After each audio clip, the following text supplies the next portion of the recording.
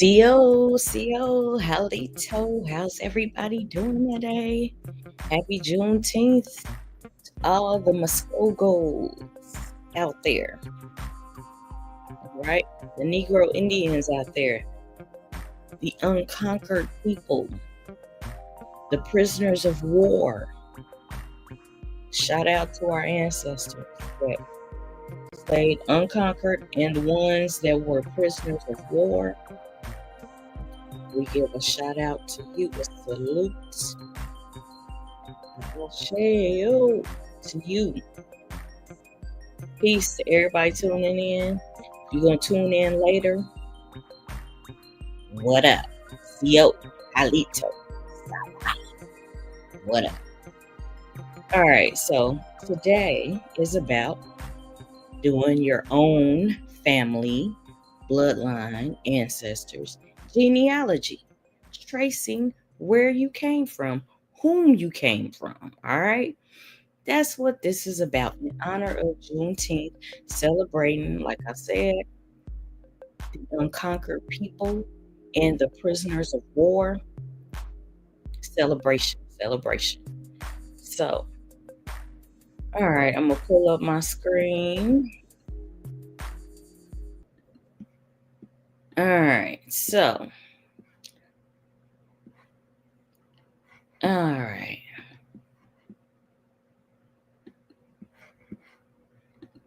Y'all doing all right? CO Halito to everybody tuning in.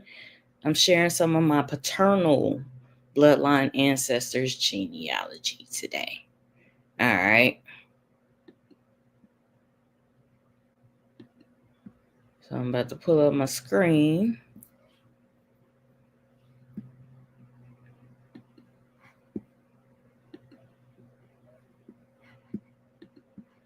All right. We had that there. So my picture of my grandmother, my paternal grandmother, and my paternal grandfather. That is my own picture, and I do not give anybody permission to duplicate it. It is said right now. So we're gonna travel over here. All right. We're gonna travel over here. So this is one of my ancestors on my family tree. If y'all like to do free genealogy, go to familysearch.org. And if y'all want to do ancestry and pay that monthly fee, go ahead. I did the free trial a couple of times. So, all right. Now, this is on my paternal side, right? All right. So, let's look at this. View relationship. This is my 10th great grandmother on my paternal side. I hope y'all can see that.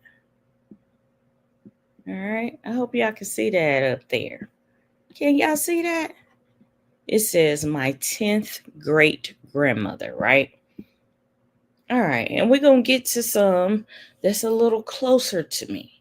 But I just want to show y'all this, right? This is by way of my grandfather that is on my thumbnail. This is his mother. All right. So my grandfather would go here. This is my grandfather. They changed his name after he went to the military. All right. And then this is my grandmother. All right. She's an Adams. All right. He is a McCoy, but he came from a Moore. All right. Lula Moore, my great grandmother, she married Lewis Moore. All right. Now, her mother is Josephine Slaughter. I'm going to take y'all on a journey with me.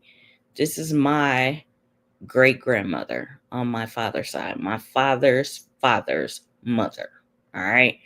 Lula Moore, right? Her mother is Josephine Slaughter. Well, okay, correction. My great grandmother, her father was Lewis Moore. All right. And she had my grandfather with the McCoy. Now, the McCoys, we'll do a whole nother thing on the McCoys. The McCoys are on the Cherokee rolls, but we're going to focus on these tribes today. All right. So, my great grandmother, my father's grandmother on his dad's side. All right. Her mother is Josephine Slaughter. And her father is Felix Slaughter. Her mother is Cynthia. Now, we believe Cynthia came from the Porch Creek. All right. Now, the genealogist we were working with, he said she may be listed on the Chata rolls because we don't have her last name. Her name is just Cynthia before because she was listed as mulatto. She didn't have a last name. He married her, right? All right. So Felix Slaughter, my grandfather, a couple times. His father was William Alexander Slaughter, and his mother was Jane Alexander. Her father was William Alexander. His father was Philip Alexander. His mother was Sarah Ashton, and her mother was Grace Meese. All right. And who was her mother? Her mother is Mary Wahanga Noche. All right. She is of the Patawomac tribe. All right. She married Henry Meese. Okay. Now, it's stories about her, and we're going to examine the stories. All right. I just want to show y'all the tree, how we climb up your family tree to show how you are related, right? So, all right, let's go back. It shows my relationship. Now, Mary, all right, this gives records, all right. This just talks about in 1600, the Virginia will records, all right. And then they got these sources. This is where the sources came from, all right. Grantor's Index, Old Rappahannock, then Essex County, Virginia. These deeds and indexes from Richmond County to Old Rappahannock, Grantor deeds indexes. All right. Then you got some more of the same. Deeds, wills, patents, etc. Westmoreland County, Virginia. All right. All right, mixed deeds, wills, courts, orders, poll list. But what I want to show y'all is down here. All right. All right. Descendants of Henry Meese. All right. All right. Patawomac Indians of Virginia. Virginia Department of Education. All right. And then the Wahanganoche family. Patawomac Tribal Records. Okay. This site is not found right now. But this is verification of name by Patawomac tribal historian. All right. So these are the sources, all right, where we get her name.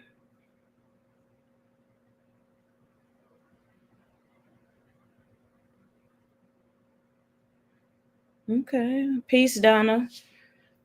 Peace. Peace to everybody watching. Donna is the only one that made a comment. But peace to everybody that's watching.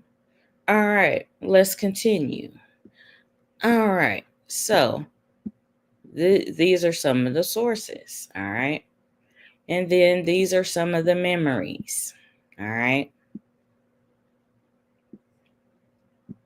This is supposed to be her. And people have shared their connection to her. Other people. All right. And this is supposed to be a rendition of her, right?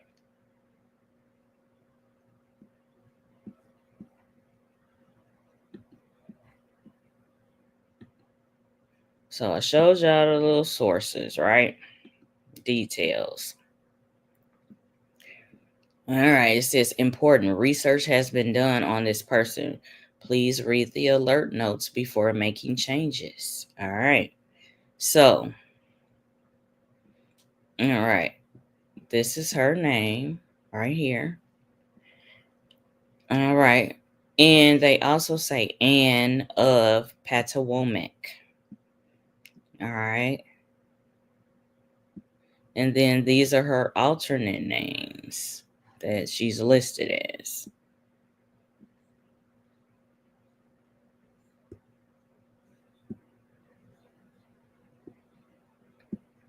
All right. So this is where. All right. So this is my 10th great grandmother and her husband. They had Grace Meese and Meese of the Patawomeck. All right. John Meese, Robert Alexander Meese, and Francis Meese. All right. This is my grandmother. All right. My 9 times great grandmother. This is my 10 times great grandmother. And her father is Chief Wahan Ganoche Patawomeck. Let's click on his. All right. So this is my 11 times great grandfather. Let's click on him. All right. Same message, right? And let's just do view relationship. To me, my 11th great grandfather. All right.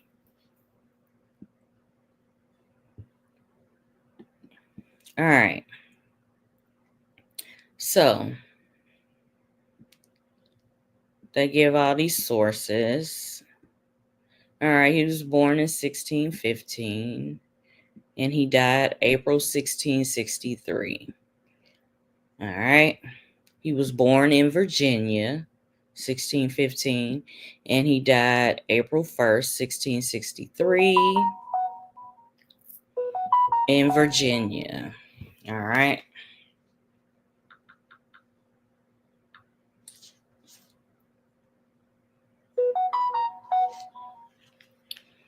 All right. So let's look at the alternate names, right? All right. We got some alternate names. Y'all check it out. All right. Let's look at the sources. All right. They got some of these things from these other genealogy sites. The Patawomeck Indians of Virginia, Virginia Department of Education. All right. Laws of Virginia. Deeds, patents, the case of Wahan Ganoche. I'm going to have to learn how to pronounce that right. Forgive me. All right. This was an excerpt from the journals of the House of Burgess of Virginia. All right. And then Our Patawomeck Ancestors by William Knight Owl Deo, Tribal Historian. Patawomeck Tides.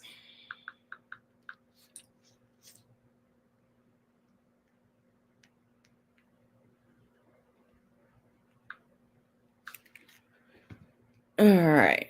So this person wrote an article about the Wahan Ganoche family. All right. All right. So this historian wrote literature uh, on my 11 times great grandfather. All right. Let's look at the memories. These are collaborations. All right. Okay. All right. This was the fate of Chief Wahanganoche, king of the Patawomac, was as follows. He was taken to Williamsburg, Virginia in 1662 and tried by the court there on charges brought against him and others by Captain, we don't even have to say his name. He was acquitted. My great grandfather was acquitted of all charges and was allowed to return home. Chief Wahan Ganoche was apparently given a silver medallion during this time by the Virginia Assembly. All right. After the trial, Chief and his company headed back to Patanzi, but the old chief never made it back home. Chief's silver medallion was unearthed in Caroline County in the early 1860s, in an area that was logically in the path of the chief on his way home from Williamsburg, when he was on his way home from court. All right. Then it says down here, this is a history of the colony and ancient dominion of Virginia. All right. All right. Wahan Ganoche, chief of the Potomac, they tried to charge him with treason and unaliving people. All right. Before the assembly, he was acquitted. All right. And together with George Mason and others, were ordered to pay that chief a certain sum of Roanoke or match coats from matchcore, a deerskin. All right, so because my great grandfather was acquitted, they had to pay him.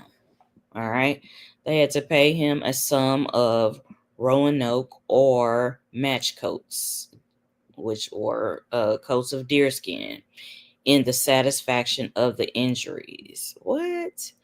Okay. All right. And others afterwards punished by fines, suspension from office, and uh, disfranchisement for offenses committed against the Indians. All right. And for showing contempt of the governor's warrant in relation to Chief of Potomac. Patawomac. All right. So they give all of these accounts, all right? They just talk about him. These are like articles that speak on my great grandfather, right? And it just says that Wahan Ganoche of the Patawomac chief, all right, also known as Whipsawanson and king of the Patawomacs. He was a Native American man and leader of the Patawomac tribe in the early mid 17th century as the English quickly expanded colonization in Virginia. Patawomac territory straddled the Potomac River and lay in what is today Virginia and Maryland in the United States. All right.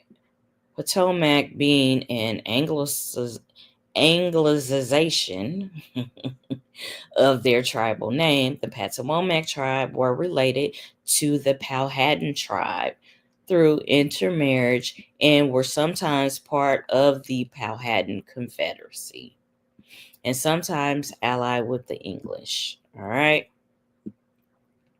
Wahan Ganoche, chief, was the son of Japasaw, all right, chief of Passapentanzi, and was born in Patawomac Village of Passapatanzi about 1615.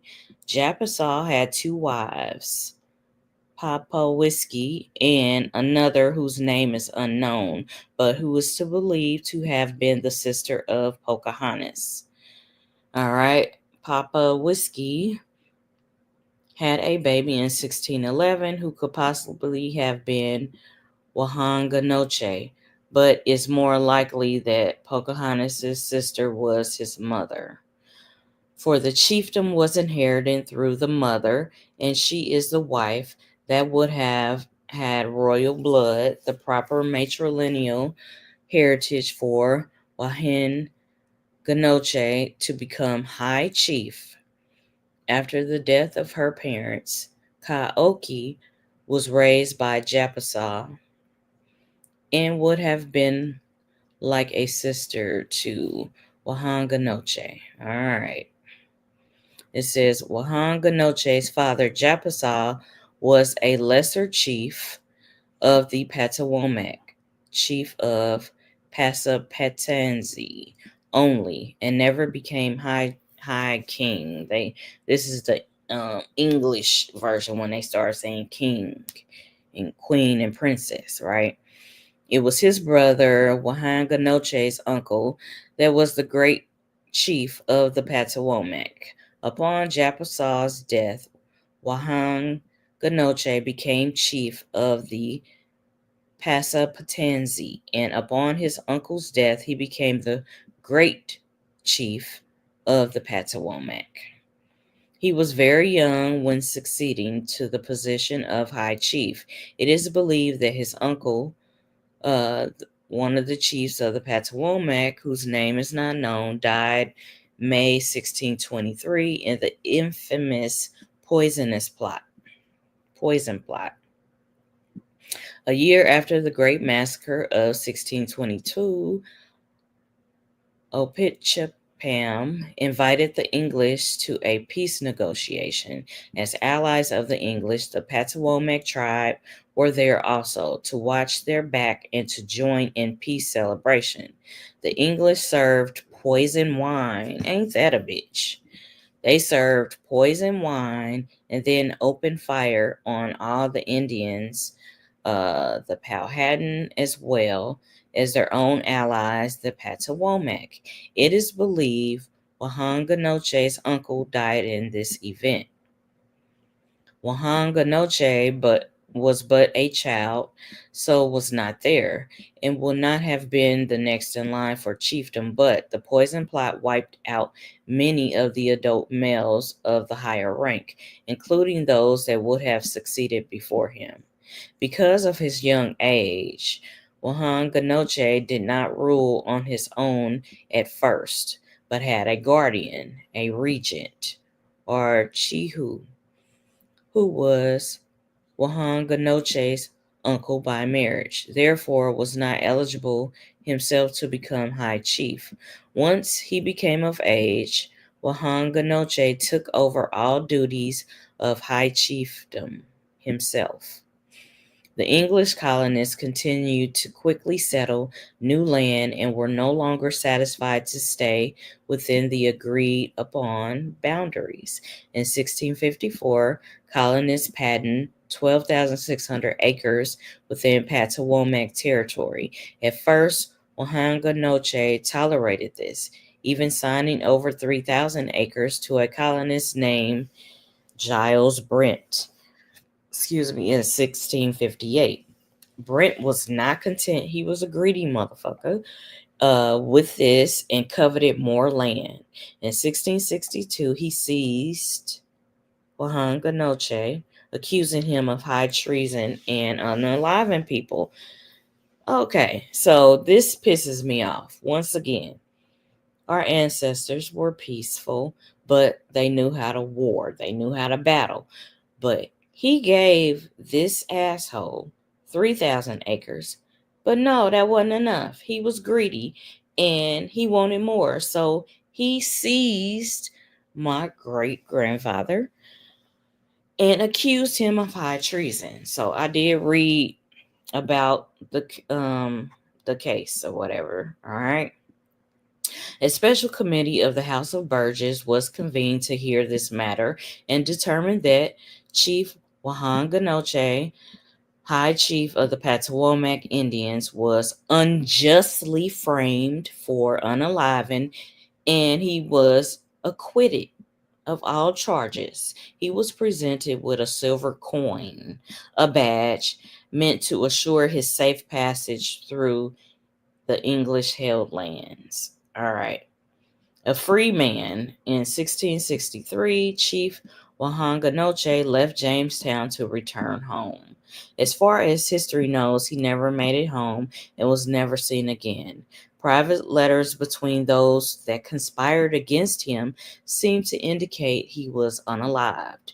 His badge of safe passage was found in the 1860s along the route he would have taken to return home, lending credence to that he was murdered. All right. All right. By 1666, the Governor's Council declared war on the Patawomac, calling for their utter destruction, if possible, and that their women and children and their goods, what, shall be taken to be disposed of. See how treacherous these invaders were? But this ain't nothing new, right?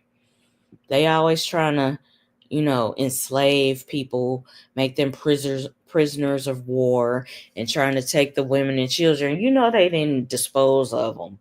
They took the ones that they wanted or the ones that they was attracted to. I'm ad-libbing, but y'all know this is how it goes. And then they disposed of some. But they took some to be their wives or their concubines and had children with them. All right, some unsupported sources apparently identify Wahanganoche as Marion Kaoki, his cousin's daughter of Pocahontas and Kokum. Okay, Pocahontas is Matawaka, and her first husband was Kokum before the John Smith shit, right? There are no records to support this relationship, they say. One must remember that find a grave and private family trees are not always accurate. They are not always supported by accurate sources, but I did show y'all some sources, right? All right. So they just saying, like, sift through this, right? All right. Contrary to this, it is instead believed that Wahanganoche married Kaoki's daughter. Unfortunately, her first name is not known. She is only identified as being Kaoki's daughter by Pietis. All right. Together, Wahanganoche and his wife had at least 6 children. All right. And this is my 10 times great grandmother right here. All right. So they name his children. All right. Keziah, she married a Richard Bryant, and my 10 times great grandmother Mary, she married Colonel Henry Meese. All right. Grace married Colonel Peter Ashton. All right. They had another daughter, married John Grisby, and son, he escaped the massacre of 1666 by going to Maryland. All right, another son did the same. So this is documented, not just on Family Search, but in tribal history, right? The Patawomac tribes genealogy records state, we do not know the number of children that Chief Wahanganoche had, and only know some of their names and spouses by tradition and some supporting evidence. He had at least 2 sons who escaped across the Potomac River to Maryland during the massacre of 1666. According to Maryland archives, they were both captured by the Susquehannock tribe in Maryland and were turned over to colonial Maryland government. Their fate is unknown. It is possible that they survived, however, and were the Indians of Maryland of the Potomac's tribe. All right. They are referenced in the 1897 obituary of Matilda Delilah de Shields, born 1784 and died 1897 at the age of 113, daughter of Montgomery Delilah and Nancy Potomacs. All right, daughter of Chief Richard Henry Potomacs, whose tribe had once occupied the territory across the river below Alexandria. All right.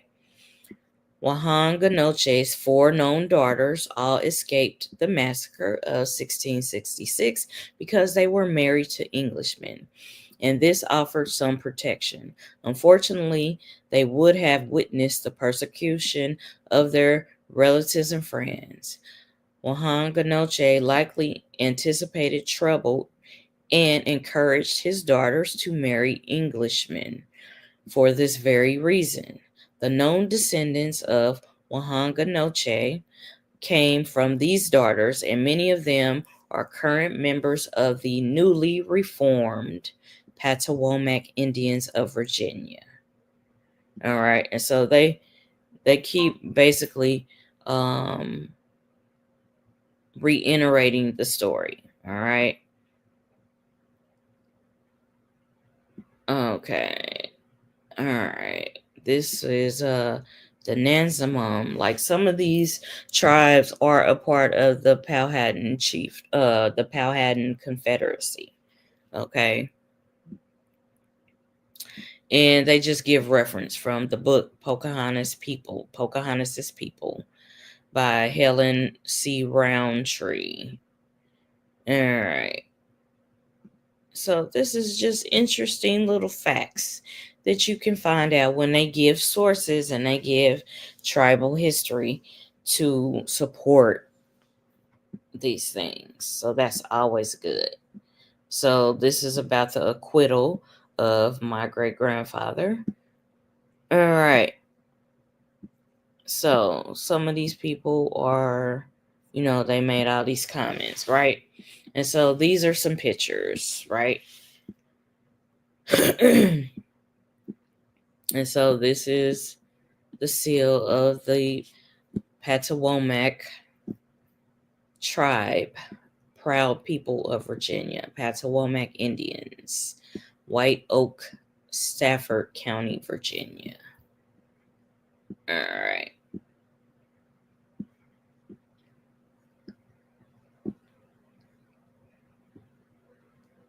So these are some of the members, right? But this is my ancestor, right?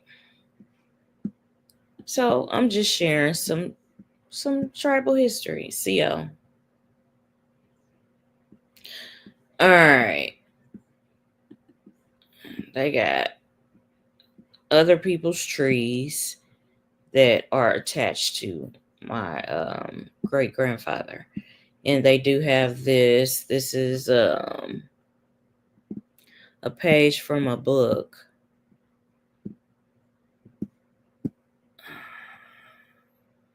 And they did I did read some excerpts from it. It says, at a grand assembly held at all right. Held at James City in Virginia, the 23rd of March, 1661.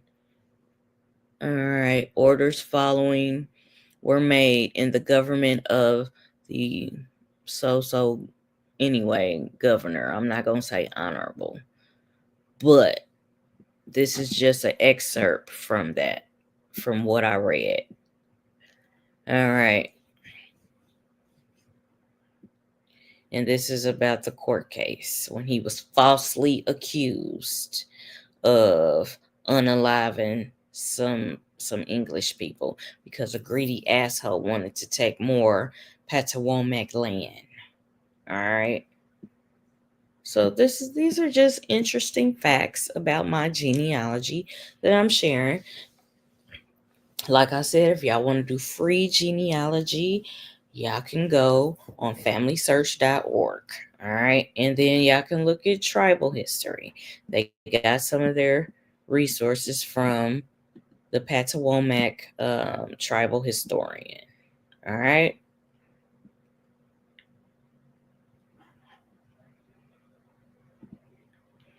So let's look at this real quick. All right. So these are just the same pictures. But so that is one little aspect. And I will do these periodically. We can look at genealogy. All right. And I can just share tips. I just felt, inspired, to do this today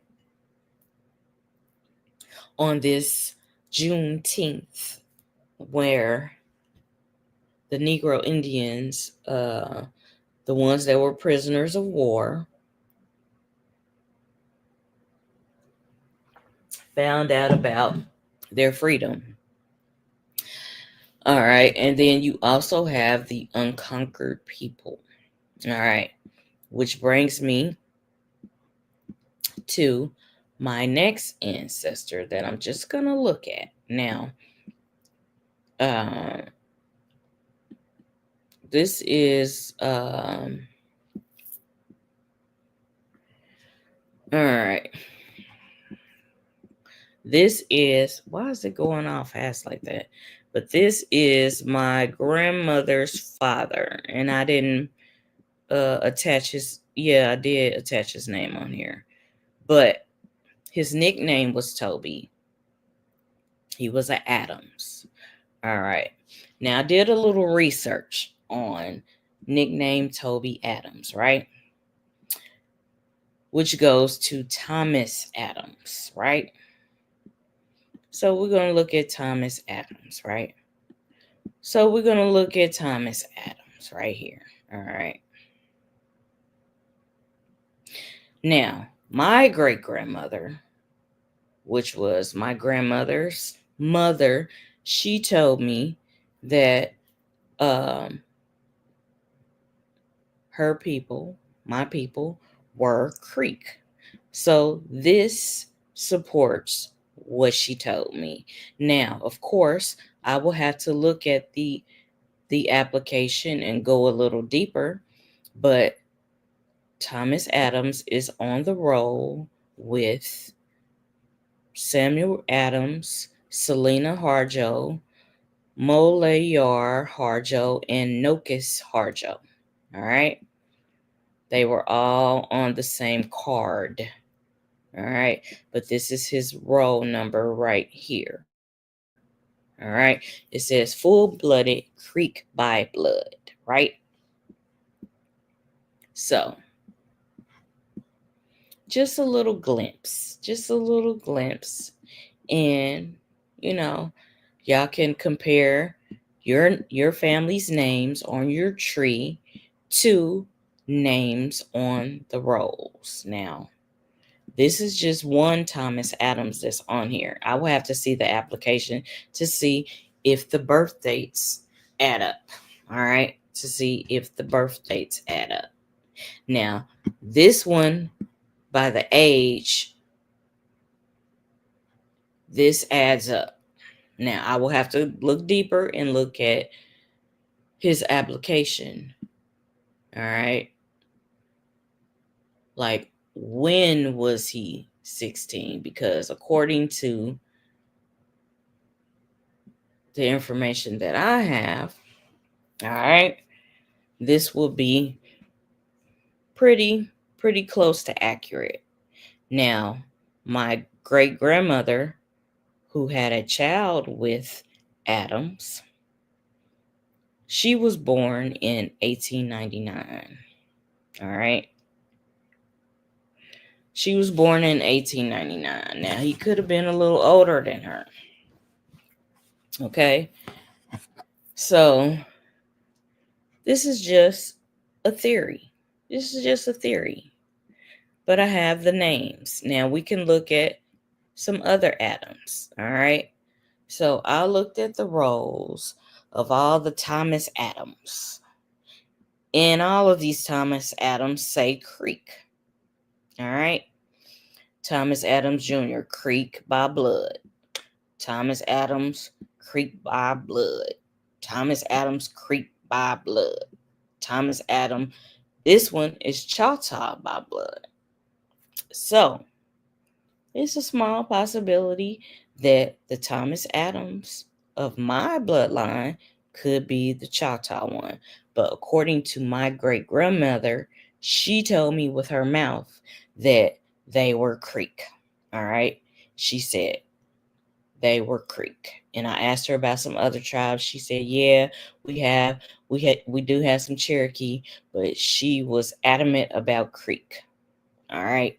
So this is, this is just me. This is what you do when you research your family bloodline. You look at the names, you look at the ages, when were they born, the region that they were born in, etc.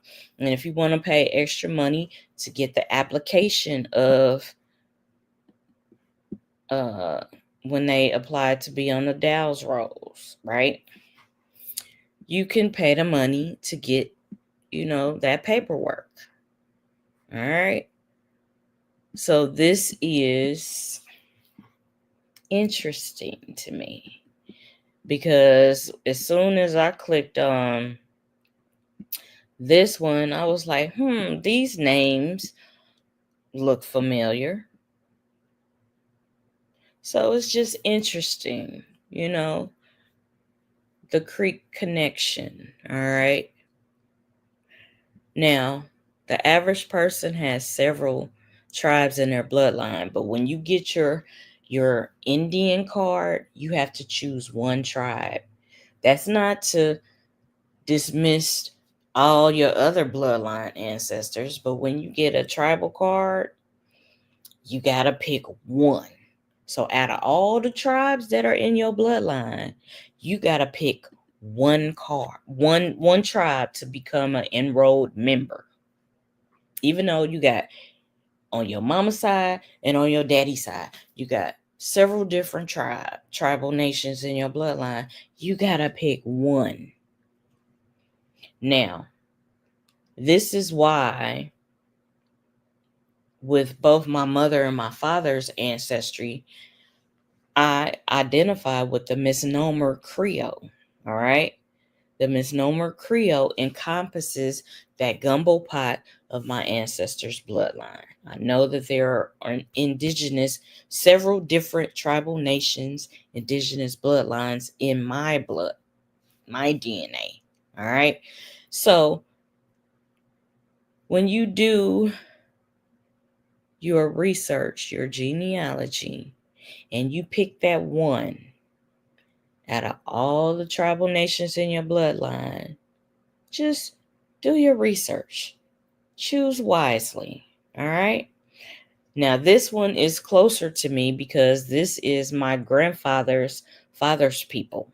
All right. My grandmother's father's people. So this is why I'm sharing this.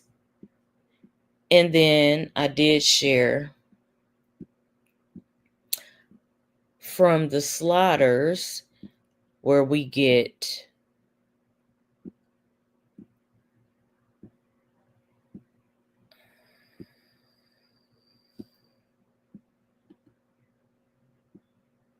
where did it go?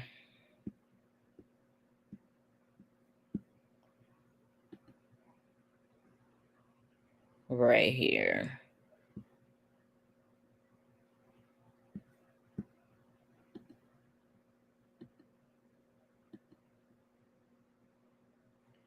So we get this on the other side.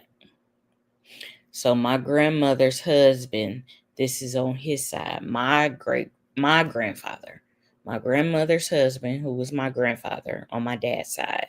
This is his bloodline. The Slaughters lead up to this, which she married, his daughter married a Mies, and they had children. So when I view the relationship, it shows you how this person is related to you. So this will show you how Chief Wahang Ganoche is related to me. All right. This is my 11 times great grandfather. This is my 10 times great grandmother. All right. All right. And she had a child, Grace Meese, who had Sarah Ashton. All right. All right. They had Philip Alexander, William Alexander. Then you got Jane Alexander. You got William Alexander Slaughter. And then you have my great grandfather several times, Felix Slaughter, who had Josephine Slaughter, who had my grandfather, who was the picture on my thumbnail. This is his mother. All right. And then this is my grandmother.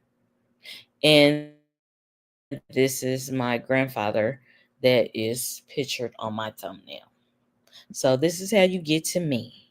All right. And then you have my parents, so on and so forth. And you get me. So now I did show y'all, okay, Felix, okay, his wife. Now I did find some information on her daughter, and she was born in okay, she died in Mississippi. They said she was born in Mississippi, right? And this is why the genealogist that had did, we had a family reunion in Kosciuszko up there by Choctaw County, right? And he said that with her just having a first name, she could have been a part of the Mississippi Choctaw or the Creek. All right. So this is where I enlist other genealogists to help me on this. And I got some people working on my stuff. So, but this is what I have. Now, the easy part, I got the ones that I can trace because they married, English people they married, non-melanated people. And they kept records of their shit. So I can easily trace them. Like bam, bam. Because they married indigenous people. All right. And so they kept records of their shit. Now, when you get down here, some of these records, you don't get the records. You don't. You just get a fucking first name. Now, when you're doing your own genealogy, that shit can be nerve-wracking. It can be a lot of emotions. It's like, what is your last name? Like, what is your last name? What was your last name before you got married? Okay. And she was mulatto and he was white. So, I don't know how they felt about him marrying her, but on the record, she has his last name and their children have his last name. So he had some indentured servants working for him. All right. So it's very, very, very interesting. All right. There are some sliders on the roll. All right. We can look. You will just come to the Oklahoma Historical Society and search the Dawes rolls, right? And we'll just put slider. All right.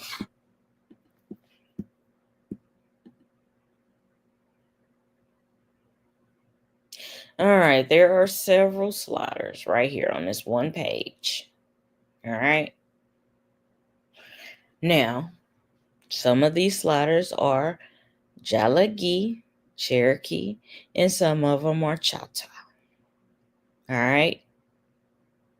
So you just got to do your due diligence and enlist another person, to help you, another genealogist, whether you pay somebody or you enlist somebody to help you do your genealogy.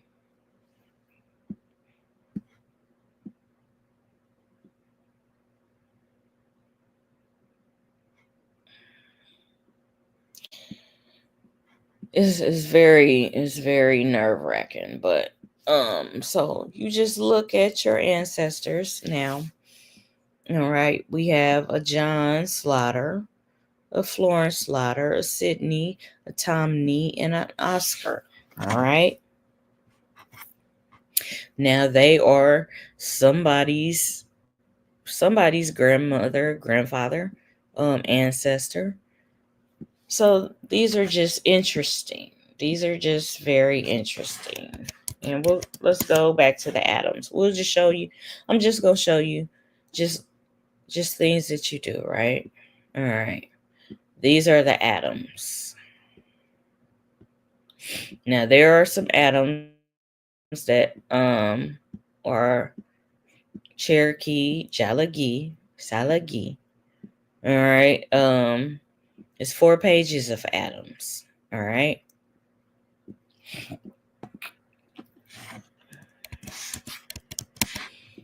I just did T Adams because, like I said, Toby was my grandfather's nickname.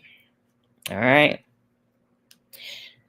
And some of the Tobys that I looked up, a lot of them, the father was Thomas. All right. And I showed this as an example so that y'all can see, you know,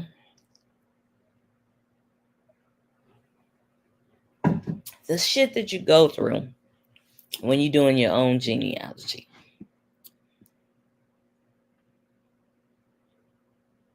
Yeah, it doesn't end. That's right, Donna. Girl, I have been doing it since um I want to say cuz I had the stories growing up about my bloodline ancestors. I already knew that my family was Cherokee and Creek. That's what I heard all my life, and that my ancestors was Creole. So they had a lot of different stuff in them. French, Spanish. I even did another video about my Spanish and French, Hungarian um, ancestors, even some Italian ancestors. So y'all can check that video out, or I'll just link it in the description. I show how I was related to the Spanish and French, Italian, Hungarian peoples. And it's very interesting. And some Irish, some English. I'm related to some kings and some queens. I show all of that in the video. So I did a video a couple of years back on, my non-melanated. Some of them were melanated though, even though they were quote unquote Spanish Moors, or the French and the Italian, some of the English, the Irish. It's just very interesting. My sister, she did the DNA, and it just like mapped out like my ancestors that came from the Americas and the ones that came from the Mediterranean area, and her DNA said some of them came from North Africa, where Ethiopia is. So it's just real interesting, all of this stuff that they are proclaiming to do with people's DNA. I didn't do the swab. I didn't let them swab me and do that. My sister did. So some of my relatives have been trying to encourage me to do the swab. But it's just interesting genealogy. If you just look for the names on your family tree, you get the names of your people, and you start researching, and you start researching, and you start researching, and then you compare them to the different Indian roles. The Dawes rose is not the only role, but it is the one that counts. Okay, it's the one that counts. So it's very interesting. And I'm gonna show this other site that has some good tips about genealogy. And I'm gonna close out. This is just a short little impromptu. I ain't trying to go over an hour. An hour.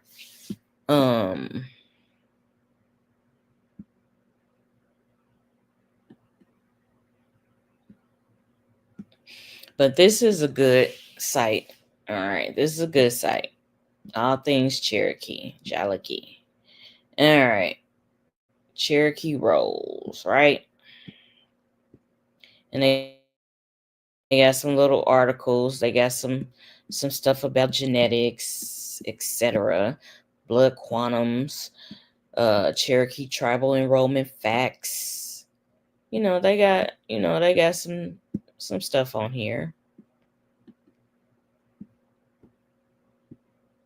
So these are the different roles, right? These are free Cherokee role searches, all right? You have all these different roles, like the old settler role. You can look at that. The Henderson role, the Baker role, all right, the Kituwa base role. You have a lot of these roles that you can look up your ancestors on these roles.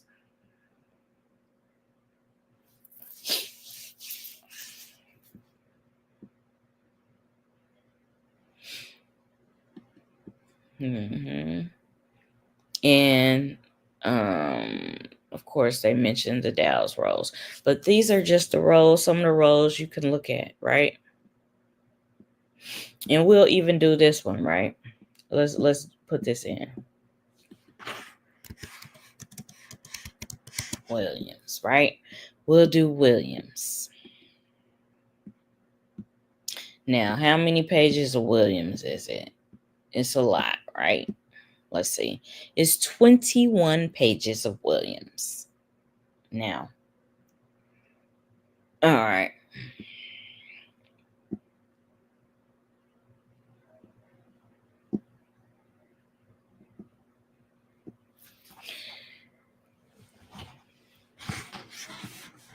So,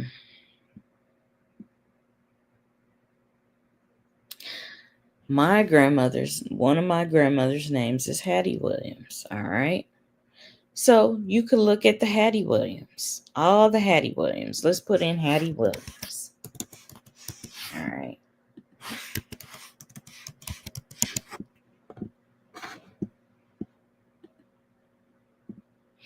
All right. So, we got two of the Hatties are Cherokee by blood. All right. She was Cherokee by blood, but she also married Robert E. Williams, listed on the Cherokee by blood card.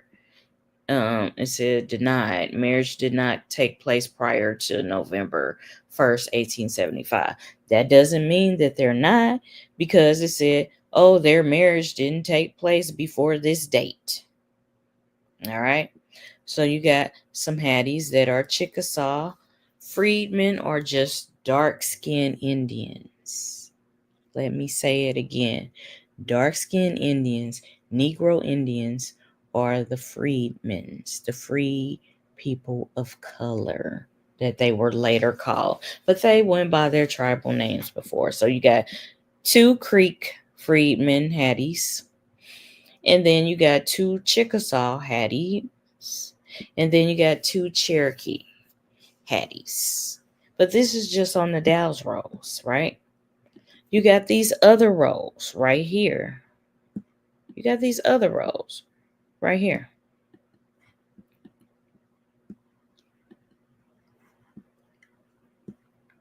So I showed y'all the Hatties, the Hattie Williams, all right?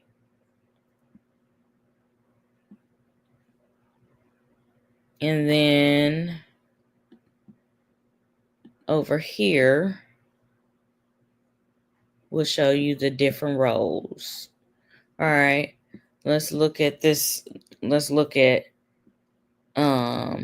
The old settler roll, right? Let's just look at the old settler roll. All right. All right, it says the Cherokee Rolls, the old settler roll. The Cherokee people began migrating west to Indian Territory as early as 1817. These early migrations were voluntary. These early migrant Cherokee were called old settlers. The old settlers were any Cherokee, Jalagi, living in Indian Territory prior to the forced migration known as the Trail of Tears, which took place 1838 to 1839. With the Trail of Tears, the majority of the Cherokee Nation was forced west to join the old settler Cherokee in Indian Territory. In 1851, the old settler roll was taken of those Cherokees who were old settlers in 1839 and still living in 1851. All right. And then it just says finding your ancestor on this Cherokee roll indicates that they were Cherokee. However, this is not the final roll, so it cannot be used as proof of tribal enrollment. So, y'all see all these stipulations about tribal enrollment because you can find your ancestor on these rolls and you know you got the blood, but to become a tribal member enrolled in a tribal nation, you got to go off of the final rolls. See how they make it all, difficult for a person, to do this, right? All right, Fold 3 is a good little search engine. All right. Yeah, I've used Fold 3 a lot when I used to go to the genealogy library every weekend. This was pre-COVID, like in the 2010s when I used to go to the genealogy library.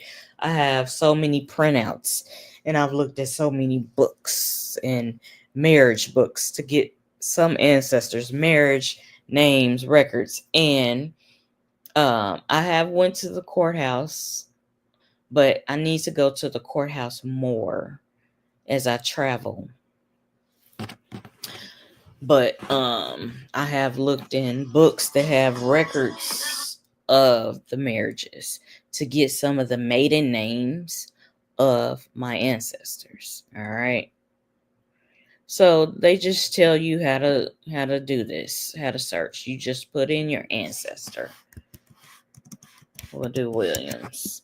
And then you search. All right, let's see. Here's some Williams right here. This is from the old settler rolls, okay? This is from the old settler rolls. All right. You got Lucy Williams, Nancy, Katie, John, Susan, Mary, Archie, Lucy. And this was the location. All right. This is the last name, and this was the family. Let's look at the family. Let's look at Skin Bayou just for the heck of it. What is that? When I click on this number, where does it take me? Let's see. It don't really take me nowhere. Okay, why do they have that highlighted like it's going to take you somewhere? Okay. All right. Okay. It did take me somewhere. It did take me to this family. So this family, all these people are of this family, number 214. All right. You got Polly Hummingbird, Nellie Woodward, Sally Woodward, Archie Williams, Lucy Williams, and William Pettit. And Tahlequah. These are the locations: Skin Bayou, Tahlequah, Illinois, and Canada. All right. So these are just some examples on how you can research your family's genealogy. And if you go and get the records, at the courthouse, like their birth certificate, well, their death certificate or their birth certificate. Those are good sources. And you can look at tribal history and see how they name. Okay, this chief has so many children from these wives, and you see the names. Everybody, don't get discouraged when you don't find your family's names on the Dawes rolls, because that's considered a final roll. There's more than just the 5 civilized tribes. There are over 500 tribal nations in North America. It's over 500. So your family may be of a tribe that is not one of the 5 main civilized tribes. Okay.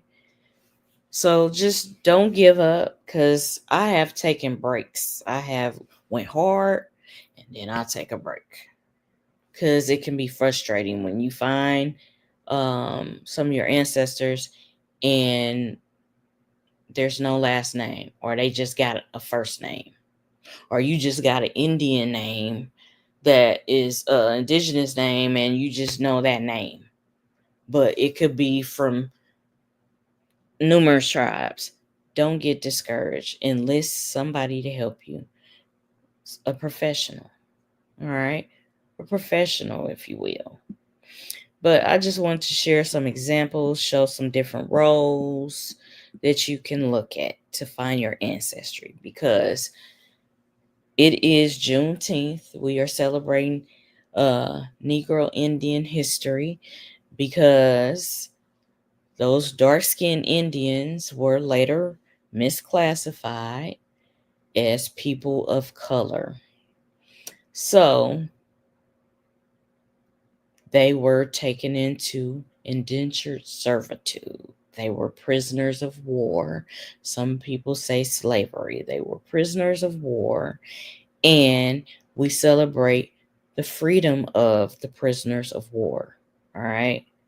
We celebrate the unconquered people, like the Seminoles. All right. The Seminoles, which came from various various tribes that make up this is various tribal nations that make up the Seminoles. Because remember, the Seminole, that is just like the names of the 5 civilized tribes were the anglicized names of these tribal peoples, right?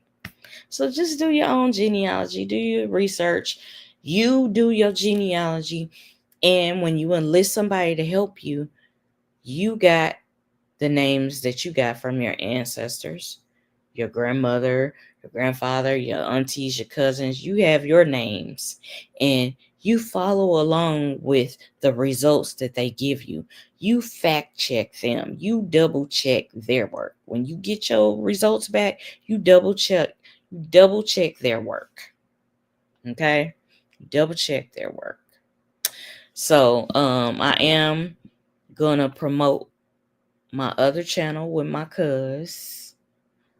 Now, with my one cousin, we do have a channel that is meant for, promotions of her business, her products, and my services. I do Creole, spiritual life path sessions, readings, all of that.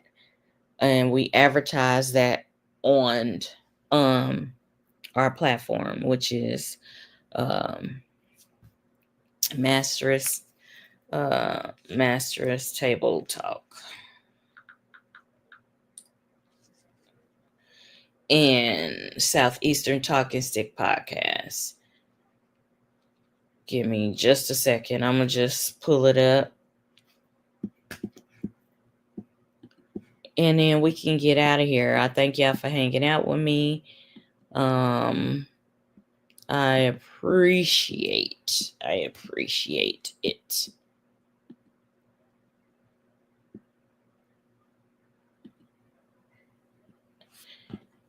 Yeah, so this is the one.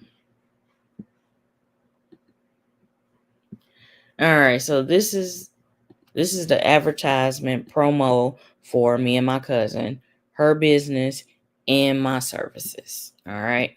Master's Table Talk, right? Where we advertise our businesses, right?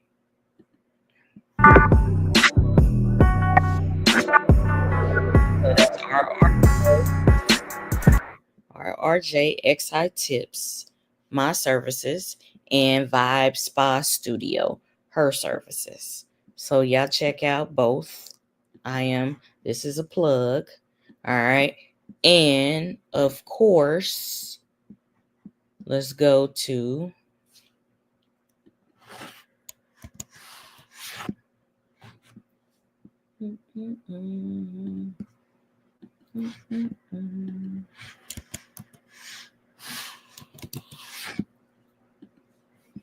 and let's go to me and my other cuz, our channel, Southeastern Talking Stick Podcast. Y'all tune in on Sundays at 7:30 p.m. Central Standard Time. All right. We've been off. We celebrated Father's Day. My father had a birthday. Um, we have life events. We got a life besides podcasting and doing videos. We got a life outside of the shit, right? So we have done other things on some of those Sundays. But shortly, we'll be back with some special guests. We will be back with some special guests. And y'all can, check us out. We've had several special guests that are reputable. All right. So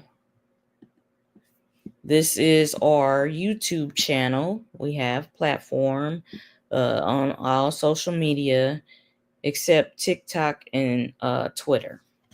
We just doing YouTube, Instagram, and Facebook. All right. So y'all can check out, some of our podcast installments. All right. This is one where I did Genealogy Sundays. We had special guests on there. I pay homage to some of my ancestors. And we had a plethora of guests, reputable guests. So we are going to do this Sunday.